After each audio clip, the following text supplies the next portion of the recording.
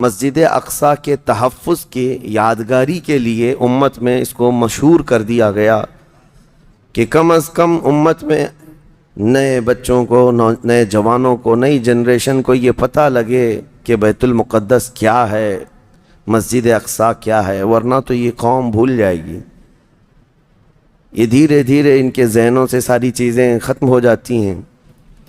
یہاں ہمارے ملک میں رہتے ہوئے اب نئے بچوں سے پوچھیں تو بابری مسجد انہیں نہیں معلوم، پرانے لوگ جانتے ہیں جن کے سامنے حادثے ہوئے ہیں، لیکن جو نئے لوگ دنیا میں آتے ہیں یا جوان ہوتے رہتے ہیں تو ان تمام چیزوں سے وہ واقف نہیں ہو پاتے۔ تو یہ علماء کی ذمہ داری ہے اور بڑوں کی یہ ذمہ داری ہے کہ یہ معلومات منتقل کرتے رہیں اپنی جنریشن میں۔ آج یوم القدس کے طور پر دنیا بھر میں اس لیے منایا جا رہا ہے کہ بیت المقدس، مسجد اقصی کی حفاظت کا ایک عظیم منصب اور ایک عظیم مفہوم بچوں کے ذہن میں منتقل کیا جائے۔ کیا خبر کہ یہ جو نونہال ہیں، چھوٹے بچے ہیں، ہمارے ہاں آس پاس رہتے ہیں، کیا پتہ ان میں سے کون صلاح الدین بن کر کھڑا ہونے والا ہے۔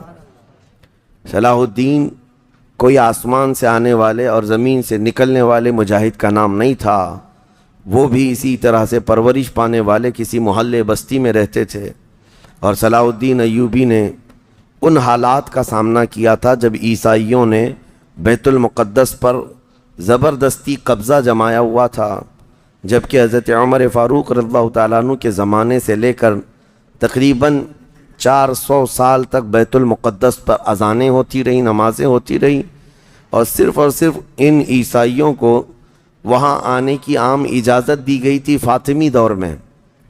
ویسے اگر میں تاریخ بتاؤں تو بیت المقدس روئے زمین پر یہ تیسرا اہم مرکز ہے مسلمانوں کا۔ حرم کعبہ اور مسجد نبوی کے بعد تیسرا حرم مسجد اقصی ہے، بیت المقدس ہے، اور ویسے اس کے انعقاد اور زمین پر اس کے پائے جانے کی تاریخ تو بہت پرانی ہے۔ فرمایا گیا اللہ تعالیٰ نے روئے زمین پر سب سے پہلے خانہ کعبہ کو بنوایا، وہ فرشتوں نے اس کی تعمیر کی۔ تو مکہ مکرمہ میں خانہ کعبہ بنانے کے صرف 40 سال کے بعد یہ فلسطین میں بیت المقدس کو فرشتوں نے تعمیر کیا۔ سب سے پہلے وہ جگہ فرشتوں نے اس کو مقدس بنائی۔ تو اس زمانے سے، آدم علیہ الصلوۃ والتسلیم کے زمانے سے، یہ بیت المقدس کا علاقہ مقدس ہی رہا، اور اس کو ارض المقدس کہا جاتا ہے آج بھی عربی میں۔ پھر انبیاء اکرام علیہ السلام آتے رہے، اور اکثر انبیاء اکرام علیہ السلام کی عبادت گاہ رہی۔ بنی اسرائیل کے تقریباً انبیاء اکرام بیت المقدس کو ہی اپنا مسکن بنائے ہوئے تھے، اپنا وطن بنائے ہوئے تھے۔ کتنے انبیاء اکرام کا ذکر کروں، تقریباً 30,000 انبیاء اکرام آج بیت المقدس کے ارد گرد دفن ہیں۔ 30,000 انبیاء اکرام علیہ السلام، اور اولو العزم پیغمبروں میں حضرت سیدنا ابراہیم علیہ السلام وہیں پر ہیں، آپ کے بیٹے حضرت اسحاق علیہ السلام وہیں ہیں، ان کے بیٹے حضرت یعقوب علیہ السلام وہیں ہیں، پھر موسیٰ علیہ السلام وہیں ہیں، اور اس کے علاوہ زکریا علیہ السلام، داؤد علیہ السلام، سلیمان علیہ السلام، جلیل القدر انبیاء کرام سب بیت المقدس میں ہیں۔ تو یہ بیت المقدس اس لیے بھی اہمیت کا حامل ہے کہ مسلمانوں سے پہلے، یعنی انبیاء کرام علیہ السلام کے دور میں یہ مرکز رہا، قبلہ رہا اکثر امتوں کا۔ تو یہودی جو ہے، چونکہ ان انبیاء کرام کے فالوورز میں آتے ہیں، حضرت ابراہیم علیہ السلام کے، حضرت اسحاق اور حضرت یعقوب علیہ السلام کے، تو ان کے لیے بھی یہ مقدس تھا۔ اور پھر مزے کی بات یہ ہے کہ حضرت بی بی مریم کی ساری تربیت جو ہے بیت المقدس کے اندر ہوئی، جیسے کہ آپ نے تفسیر میں سماعت کیا ہوگا۔ اور پھر جب وہ جوان ہوئیں تو حضرت عیسیٰ علیہ السلام کی ولادت بھی بیت المقدس سے قریب میں ہوئی ہے۔ حضرت عیسیٰ علیہ السلام پیدا وہاں ہوئے، اور حضرت عیسیٰ علیہ السلام نے بھی تبلیغ کا مرکز اسی کو بنایا، بیت المقدس کو بنایا۔ تو دنیا کے پرانے مذاہب میں، پرانے دین میں، یہودیت جو ہے ان کے لیے بھی وہ مقدس ہے، عیسائی جو ہیں ان کے لیے بھی وہ مقدس ہے، پھر اسلام کے لیے اس لیے بھی مقدس ہے کہ اصل ابراہیم علیہ السلام کے دین پر اب نہ یہودی باقی رہے، نہ عیسائی باقی رہے، بلکہ صرف مسلمان باقی رہے۔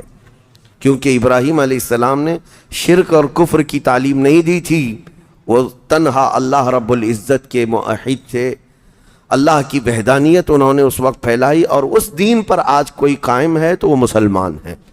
تو انبیاء اکرام علیہ السلام کے وارثین بھی یہ امت محمدیہ ہیں پچھلے انبیاء کے۔ اور اس کے علاوہ ایک عظمت والی چیز یہ ہے کہ جب میرے آقا صلی اللہ تعالیٰ علیہ وسلم اعلان نبوت فرمائے اور تقریباً نمازیں فرض ہوئیں، تو نمازوں میں بھی تقریباً 17 مہینے تک حضور صلی اللہ علیہ وسلم اور صحابہ نے بیت المقدس کی طرف منہ کر کے نمازیں ادا کیں۔ اس اعتبار سے ہمارا پہلا قبلہ وہی ہے، پہلا قبلہ جس کو قبلہ اول کہا گیا ہے۔ پھر حضور کی خواہش پر قبلہ بدل دیا گیا، خانہ کعبہ قبلہ ہو گیا ہمارا۔ اور ایک بڑی اہمیت اس بیت المقدس کی یہ بھی ہے کہ جب نبی اکرم صلی اللہ تعالیٰ علیہ وسلم معراج کی شب تشریف لے جا رہے تھے رب ذوالجلال کی ملاقات کے لیے، تو جبرائیل امین کے نے براق کی سواری کو حرم سے لے کر سب سے پہلے جہاں پر اتارا تھا وہ بیت المقدس ہے۔ بیت المقدس جہاں پر آج بھی وہ جگہ باقی ہے جہاں رسول کریم صلی اللہ تعالیٰ علیہ وسلم کی سواری براق کو باندھا گیا تھا، اور حضور نے اندر جا کر 1,24,000 کم و بیش نبیوں کو حضور نے امامت فرمائی تھی۔ یہ وہ بیت المقدس ہے جہاں سارے نبیوں نے میرے نبی کا خطبہ پڑھا تھا معراج کی شب، اور اس کے بعد رسول اقدس صلی اللہ تعالیٰ علیہ وسلم وہاں سے آسمانوں کا سفر کیے۔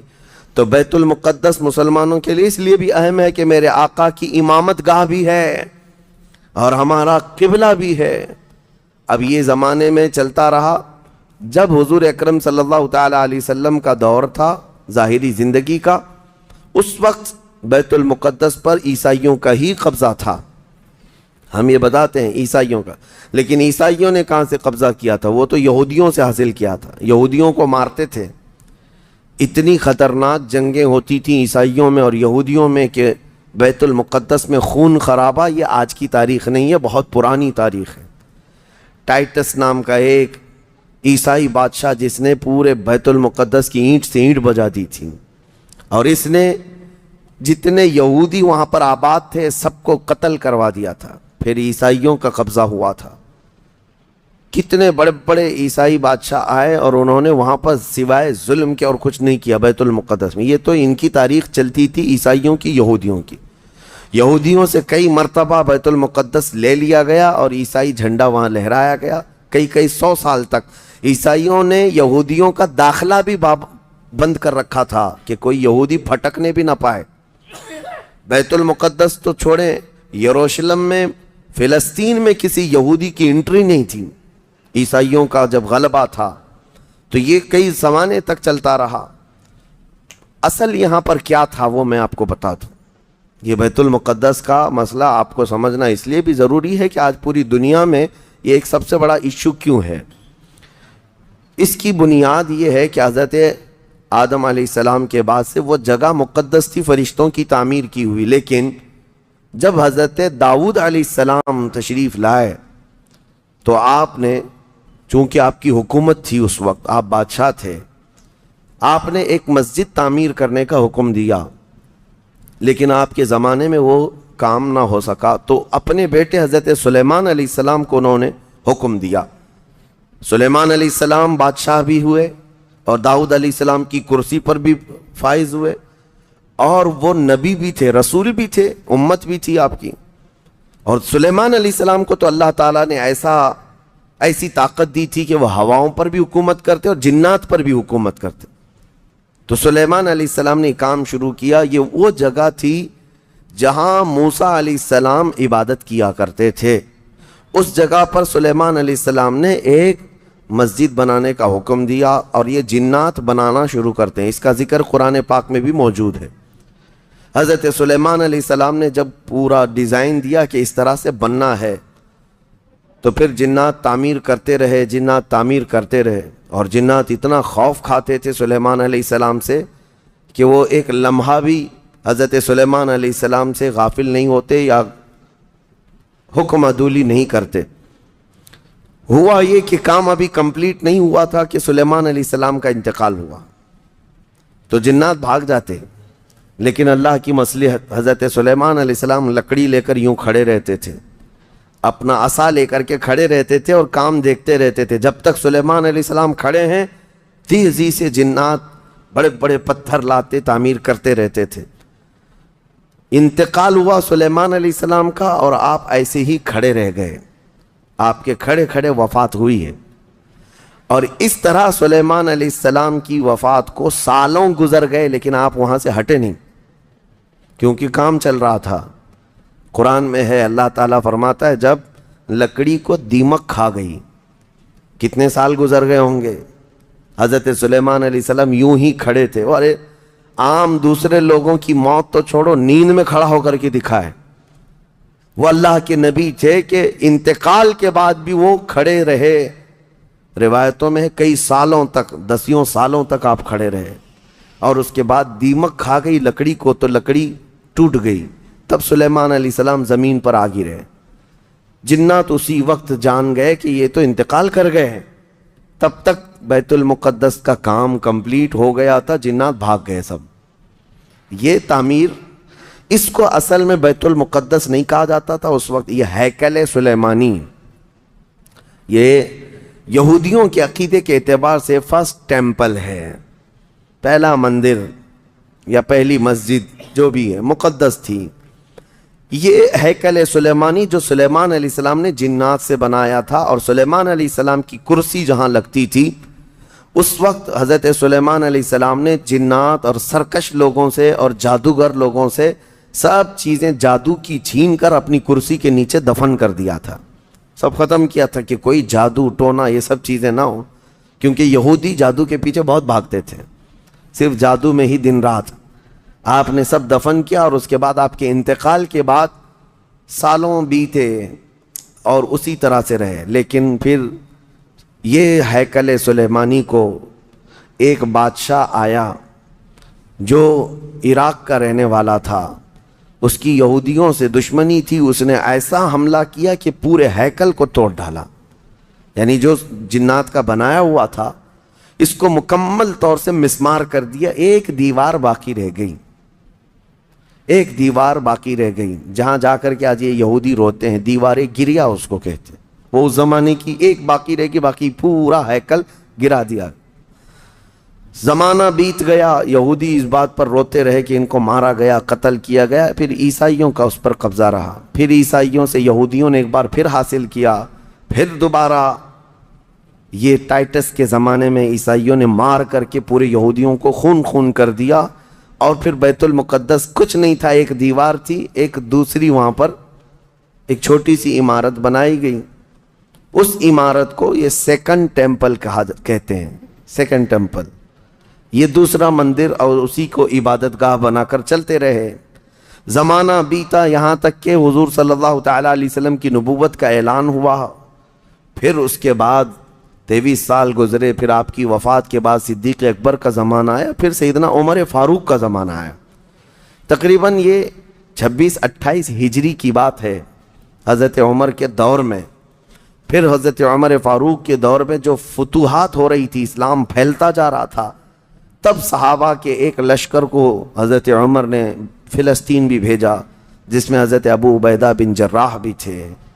تو ان صحابہ نے اس چھوٹے سے لشکر کو لے کر فلسطین کا معرکہ ایسا سر کیا کہ یہ عیسائی سب جان چکے تھے حالات کیا چل رہے ہیں، سیرنڈر ہو گئے اور کہا ہم جو ہے یہ بیت المقدس کی ساری چابیاں آپ کے حوالے کرتے ہیں، لیکن ایک شرط ہے کہ ہم آپ کے ہاتھ میں نہیں دیں گے بلکہ مسلمانوں کے امیر المومنین کے ہاتھ میں دیں گے، وہ آئیں ہمارے پاس. تو وہاں جو صحابہ تھے انہوں نے خط لکھ کر بھیجا حضرت عمر کو. حضرت عمر مدینے میں تھے. کہا ٹھیک ہے میں آ رہا ہوں. قبلہ اول مسلمانوں کے ہاتھ میں تھا، بیت المقدس آ رہا تھا. سیدنا عمر فاروق مدینے سے چل پڑے. ایک غلام کے ساتھ نکلیں اور ایک سواری ہے، ایک خچر ہے، اور دونوں بھی کس انداز سے جا رہے ہیں. ایسا امیر المومنین جس کے رعب سے قیصر و کسریٰ کانپتے تھے، لڑائی کی کسی کے اندر مجال نہیں تھی. وہ ایک خچر کے سواری پر اتنا لمبا سفر طے کر رہے ہیں. وہ بھی غلام سے یہ طے کر رکھا ہے 1 میل میں بیٹھوں گا، 1 میل تو بیٹھنا. ہاں تو رسی پکڑ کے چلے گا 1 میل تک، اور اس کے بعد جب تو بیٹھے گا تو میں رسی پکڑ کے چلوں گا 1 میل تک. اس طرح سے تو سفر طے کیا. جب فلسطین پہنچ رہے تھے اور اس وقت لوگوں میں خبر تھی کہ امیر المومنین آ رہے ہیں، تو لوگ دیکھنے کے لیے شہر سے بھاگے بھاگے باہر آئے. اتفاق ایسا کہ اس وقت خچر گھوڑے پر بیٹھنے کی باری غلام کی تھی اور نکیل رسی حضرت عمر کے ہاتھ میں تھی. دوڑے ہوئے لوگ آئے جو نہیں پہچانتے تھے. عیسائیوں نے امیر المومنین کہہ کر اس غلام کا استقبال کیا کہ تشریف لائیں. تب جو صحابہ تھے وہاں پر انہوں نے پکار کر کہا، اے نادانو، وہ امیر المومنین نہیں، رسی پکڑا ہوا امیر المومنین ہے، یہ امیر المومنین ہے. پہلی مرتبہ ان اعلیٰ اخلاق و کردار کو عیسائیوں نے دیکھا تھا کہ وقت کا خلیفہ کوئی گھوڑے کی رسی پکڑ کر کے بھی چلتا ہے. تو بہت متاثر ہوئے اور اس کے بعد بنا کسی جنگ کے حضرت عمر فاروق رضی اللہ تعالیٰ عنہ بیت المقدس میں داخل ہوئے اور ان عیسائیوں نے جو کچھ بھی وہاں پر کیا تھا اس کو نکالا. پھر حضرت عمر فاروق رضی اللہ تعالیٰ عنہ نے پہلی اذان دینے کا حکم فرمایا. وہ ظہر کی اذان تھی، آپ نے وہاں پر نماز پڑھائی. پھر اس کے بعد یہ سلسلہ چلتا رہا. اب اس میں تفصیل ہے. عیسائیوں کو اسی طرح ہم بھی بھگاتے، مسلمان بھی بھگاتے جیسے یہ یہودیوں کو بھگاتے تھے. تو انہیں آج بولنا چاہیے تھا کہ مسلمانوں نے زبردستی قبضہ کیا. حضرت عمر فاروق کا عام اعلان تھا کہ جو یہاں پر رہنا چاہے اس کے لیے کھلی آزادی ہے. حتیٰ کہ عیسائیوں کا چرچ بھی تھا پرانا. حضرت عمر نے کہا اس کو توڑا نہ جائے، اس میں عبادت جو ہوتی ہے ان کو اپنی عبادت کرنے دیا جائے. حضرت عمر چاہتے تو اینٹ سے اینٹ بجا دیتے، نکال کر صاف کر دیتے، لیکن آپ نے کھلی اجازت دی اور عیسائی ویسے ہی باقی رہے. 400 سال تک یہ سلسلہ چلتا رہا. پھر فاطمی دور آیا، یعنی بنو عباس کا کی خلافت ختم ہوئی. فاطمیوں کا غلغلہ تھا، انہوں نے خلافت سنبھالی لیکن وہ مضبوط نہیں تھے. کمزور خلیفہ آئے جس کی وجہ سے صلیبی طاقتیں جتنی بھی تھیں سب آ کر کے اس خلیفہ پر قبضہ جما لیا اور بیت المقدس میں اجازت پہلے مانگ لی کہ ہمیں آنے جانے کی اجازت دی جائے. جب آنے جانے کی اجازت مل گئی تو پورے علاقے پر زبردستی غاصب قبضہ کر کے وہاں سے سارے مسلمانوں کو ختم کر دیا. بہت مسلمانوں کا قتل کیا. فلسطین کی سرزمین یہودیوں کے قتل سے بھی بھری ہے، مسلمانوں کے قتل سے بھی بھری ہے، اور یہودیوں نے عیسائیوں کا بھی قتل کیا ہے. لیکن مسلمانوں کا قتل عام کر کے یہ زبردستی فائز ہوئے ہیں کس پہ؟ بیت المقدس پر. یہ قبضہ جو ہے 87 ایئرز تک چلتا رہا، 87 سال تک. یہ اس وقت کا المیہ تھا کہ مسلمان خلیفے تھے، گورنر تھے، بہت سارے حکمران تھے، رونا روتے تھے لیکن کوئی آگے بڑھنے کو تیار نہیں تھا. کردستان کا ایک شہزادہ صلاح الدین ایوبی جو نور الدین زنگی کے شاگرد تھے اور ان کی فوج کے سپاہی تھے، ان کو یہ روزانہ خبریں تھی کہ بیت المقدس میں سب کچھ اجاڑ دیا گیا ہے، مسلمانوں کی اذان بند ہے، وہاں نہ جمعہ کا خطبہ ہو سکتا ہے، نہ ہی عبادت کے لیے وہاں پر نماز پڑھی جا سکتی ہے. ایک دن گزر رہے تھے، انہوں نے ایک لکڑی کا ممبر بنوایا اور پھر عزم کر لیا کہ یہ ممبر میں بیت المقدس میں رکھ کر کے رہوں گا اور اس سے خطبہ دیا جائے گا. وہ ان کا عزم تھا اور اس پر لے کر کے چلتے رہے. تقریباً آپ نے 17 جنگیں لڑی ہیں، 17 جنگیں لڑی. اور صلاح الدین ایوبی کو جو درپیش مسائل تھے وہ کہا گیا ہے کہ پہلے تو انہوں نے جو روڈ میپ بنایا تھا اس حساب سے ان کو 2 سال کے اندر یہ جنگوں میں فتح کر لینا تھا. 2 سے 4 سال کے اندر ان کے دماغ میں یہ تھا کہ بیت المقدس کو میں حاصل کر لوں گا. لیکن فرماتے ہیں کہ اپنوں کی مخالفت اتنی تھی، جگہ جگہ سے کوئی مسلمان بیٹھا ہوا ہے، نواب بیٹھا ہے، کہیں کوئی کسی چھوٹے علاقے کا خلیفہ، کوئی گورنر، سب پکڑ پکڑ کر کے ان کی ٹانگ کھینچیں، ان کے فوجیوں میں ورغلائیں اور الگ الگ وسوسے ڈالیں، جس کی وجہ سے پہلے اپنوں سے بھڑتے بھڑتے آپ کو 18 سال لگ گئے. بیت المقدس پھر پہنچے، صلیبیوں سے معرکہ آرائیاں ہوتی رہیں. پھر وہ 87 سال کے بعد صلاح الدین ایوبی نے دوبارہ بیت المقدس کو ان عیسائیوں سے پاک کیا. اور آپ نے وہ منبر وہاں پر لگایا اور تاریخی خطبہ عطا کیا تھا۔ اس کے بعد وہ بیمار ہو گئے صلاح الدین ایوبی رحمۃ اللہ تعالیٰ علیہ۔ 17 جنگیں جس نے لڑیں، اور عیسائی آج بھی صلاح الدین کے نام سے ڈرتے ہیں، اور بہت سارے تعریف بھی کرتے ہیں کہ ایسا جرنیل ہم نے دیکھا ہی نہیں دنیا میں صلاح الدین ایوبی کی طرح۔ وہ خون کا پیاسا نہیں تھا، وہ امن کا پیاسا تھا۔ کتنے تو قیدی ایسے آتے تھے جن کو وہ صرف ایگریمنٹ کر کے آزاد کر دیتا۔ عیسائی اس بات پر آج بھی اقرار کرتے ہیں کہ جنگوں میں قید جو ہونے والے کو کوئی چھوڑتا نہیں ہے، لیکن صلاح الدین ایوبی ایک نہیں لاکھوں لوگوں کو آزاد کیا ہے، 1000 بھی نہیں لاکھوں لوگوں کو آزاد کیا ہے۔ صلاح الدین ایوبی رحمۃ اللہ تعالیٰ علیہ، اللہ ان کی تربت پر کروڑوں رحمتیں نازل فرمائے۔ حیرت کی بات یہ ہے کہ ان کا آخری وقت آیا تو رونے لگے، بستر پر رو رہے تھے۔ لوگوں نے پوچھا کہ کیا بات ہے؟ صلاح الدین ایوبی کہتے ہیں میں نے منت مانگی تھی اللہ سے کہ اے اللہ بیت المقدس فتح ہو جائے تو میں حج پہ جاؤں گا۔ کہا تو پھر کیا ہوا؟ کہا میرے پاس اتنے پیسے نہیں ہیں کہ میں حج کر سکوں۔ یہ وقت کا وہ عادل حکمران جس کی تاریخ عدل سے بھری ہوئی ہے، لیکن یہ بھی تاریخ ہے کہ مال لوٹ کر کے اگر اپنا محل بنایا ہوتا تو صلاح الدین کے بہت سارے آج محلات ہوتے، لیکن وہ آخر وقت بستر پر اس غم سے رو رہے تھے کہ میرے پاس حج پہ جانے کے لیے پیسے نہیں ہیں۔ جس کے زیر نگیں کتنے علاقے آتے تھے اس وقت، بہت سارے علاقوں کا وہ خلیفہ۔ لیکن میرے عزیزو، اسلام کی سچی تاریخ ایسے ہی خلفاء سے ہے، ایسے ہی خلفاء سے نظام ہے۔ پھر یہ زمانہ چلتا رہا، تقریباً 800 سال گزر گئے، 1921 آیا، 1921۔ یہ جو گزری ہوئی سینچری ہے ابھی ہماری، یہ فرسٹ ورلڈ وار جب ہوئی، پہلی جنگ عظیم، اس جنگ کے دوران یہودیوں نے زبردستی اجازت مانگی برطانیہ کو ثالث بنا کر کے، کیونکہ جب ترکی کی حکومت ختم ہو گئی جس کو خلافت عثمانیہ کہا جاتا ہے، جب وہ کمزور ہو کر گر گئی، کیونکہ ان کا دبدبہ تھا، یہ آخری خلافت ہے جو زمین پر تھی، اگرچہ خلافت کے نام سے جو مشہور رہی، تو حضور صلی اللہ تعالیٰ علیہ وسلم کی وفات کے بعد سے لے کر یہ ترکی کی خلافت عثمانیہ تک اس روئے زمین پر خلیفہ ہر زمانے میں کوئی نہ کوئی رہا، لیکن 1921 سے لے کر 1921 سے لے کر اب کا زمانہ آ گیا 2023، اتنے سال، 100 سال گزر گئے، پوری دنیا میں اب کوئی خلیفہ مسلمانوں کا نہیں رہا۔ بادشاہ تو بہت سارے ہیں، امیر المومنین اور خلیفہ کے نام سے اس روئے زمین پر اب کوئی نہیں۔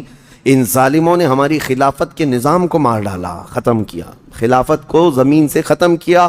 اب لوگوں کو نیا لگتا ہے کہ خلافت کا مطلب کیا ہے۔ خلافت ایک نظام ہے، پورا نظام ہے۔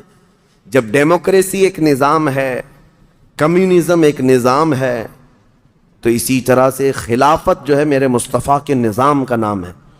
جب یہ ختم ہوا تو پھر 1921 میں یہودی جگہ جگہ سے جو مارے گئے تھے، اس وقت جرمن سے بھگائے جا رہے تھے، جینوسائیڈ کیا گیا تھا یہودیوں کا، جرمن میں مارا جا رہا تھا، تو ان کے اوپر دنیا والوں نے چنتک بیٹھک جس کو کہتے ہیں رحم کرنے کا، کئی مرتبہ بیٹھکیں ہوئی، بڑے بڑے لوگوں نے کہا یہودی پوری دنیا میں مارے جا رہے ہیں اور یہ مظلوم ہیں، ان کو کہیں پناہ دی جائے۔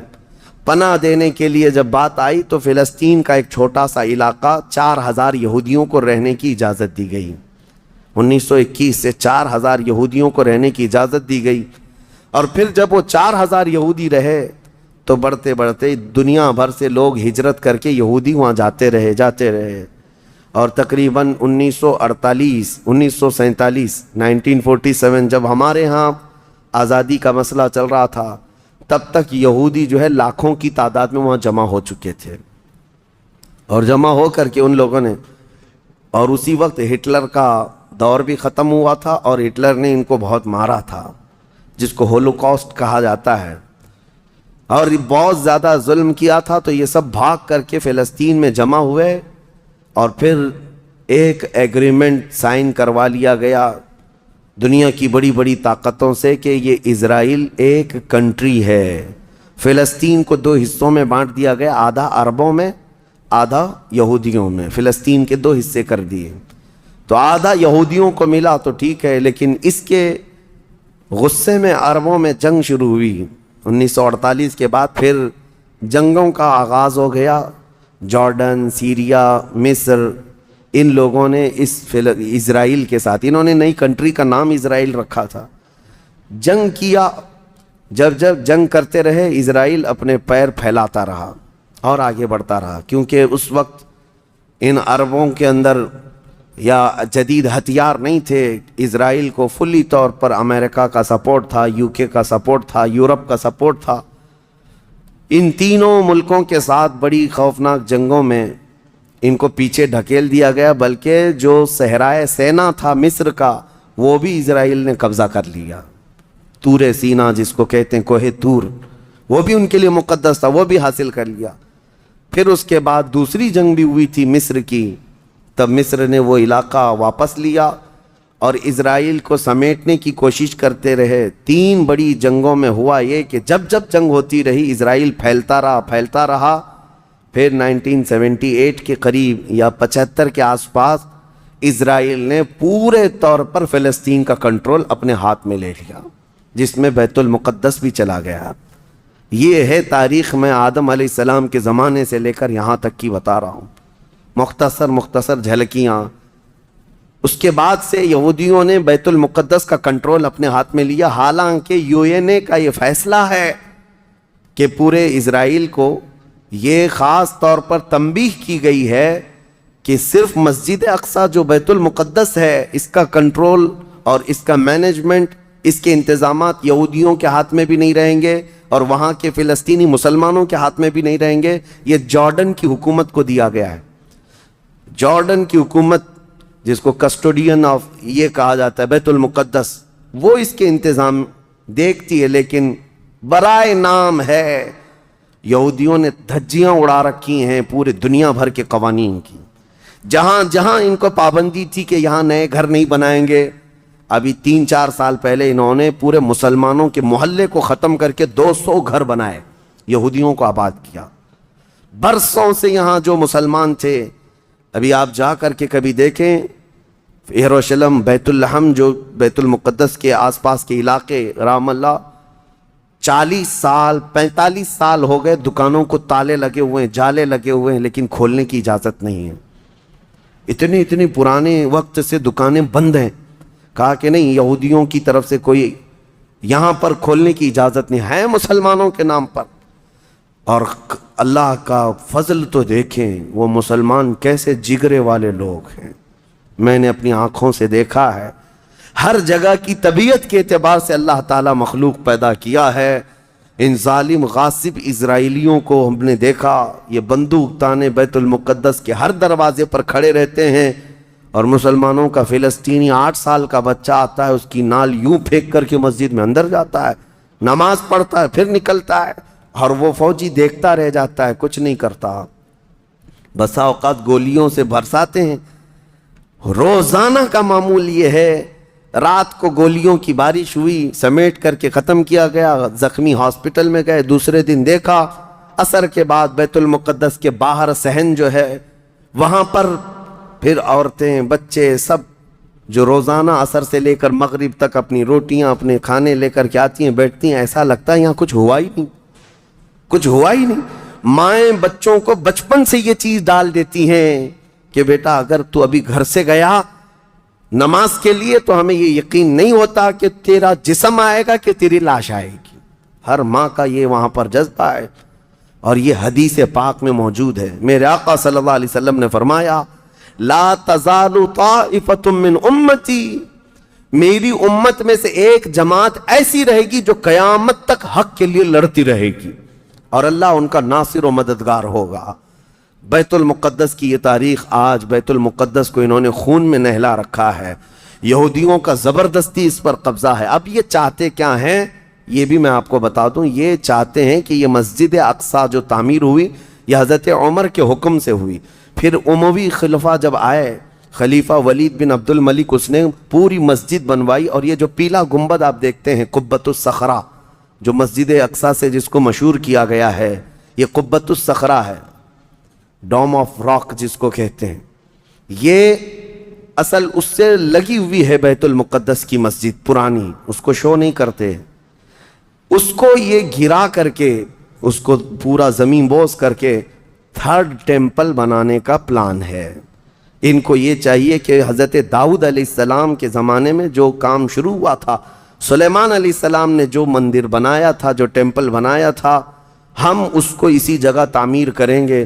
تو بیت المقدس مسجد اقصی کی دیوار سے دیوار انہیں گرانا ہے، اس کے لیے یہ کیا کیا سازشیں کرتے رہے، کھدائی کرتے رہے کہ یہاں پرانا خزانہ ہے، فلاں چیزیں ہیں، ثبوت نکالنا ہے، کتنا دیواروں کو ہلانے کے لیے آرٹیفیشیل زلزلے لائے گئے، مصنوعی طور پر یہ زمین ارتھ کویک لائے گئے کہ مسجد اقصی گر جائے، لیکن اللہ کی مرضی جب تک چاہے۔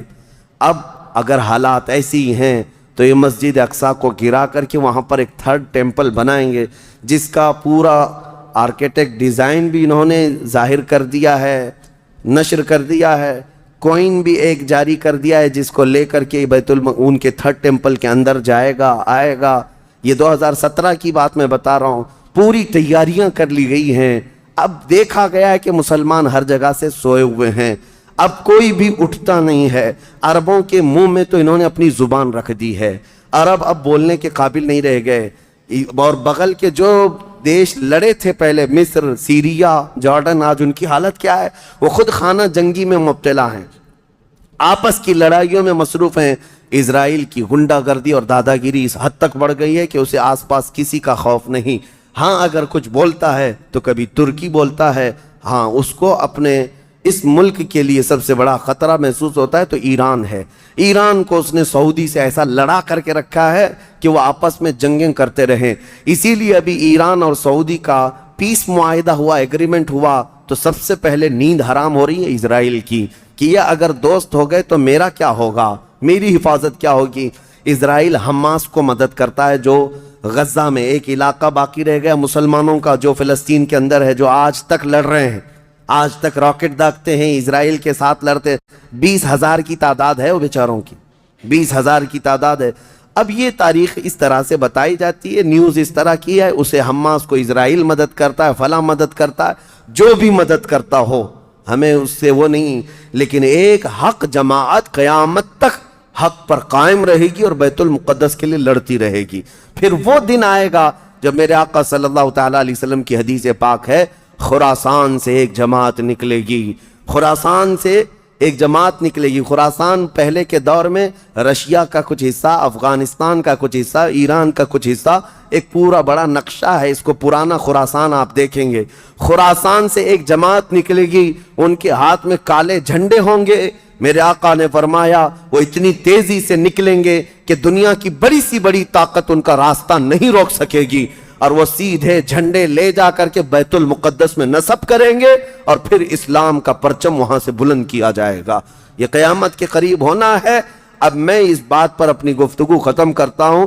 دعائیں تو ہیں کہ اللہ تعالیٰ بیت المقدس کو آزاد کرے، لیکن یہودی جتنے دن ناچتے رہیں گے، دندناتے رہیں گے، ایک دن آنا ہے دنیا اوپر سے نیچے ہو جائے، نیچے سے اوپر ہو جائے، مگر میرے مصطفیٰ کا فرمان ہو کر رہے گا انشاءاللہ۔